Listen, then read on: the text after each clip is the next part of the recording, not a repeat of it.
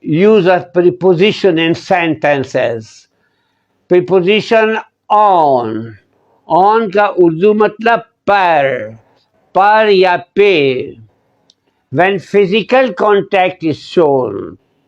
On is used when physical contact is shown. For date, and it is used to mention the day. It is used to mention day, date, and physical condition.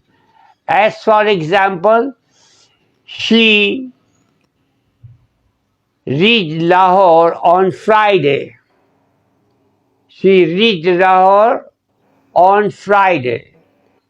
Here the preposition on is used to mention the day. Right? The cat sat on the wall. The cat sat on the wall. Number 3. I was born on 6th January. Here the preposition on is used to mention the date, 6th January. Right? Another. The next one. At. At का मतलब पर. It is used to mention the time, place, right? And for and to mention the small town or village, right? At का मतलब पर, right?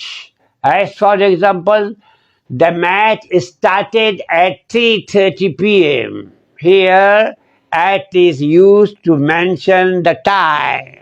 The match started at 3:30. Match 3:30 बजे शुरू हुआ. Right? Next.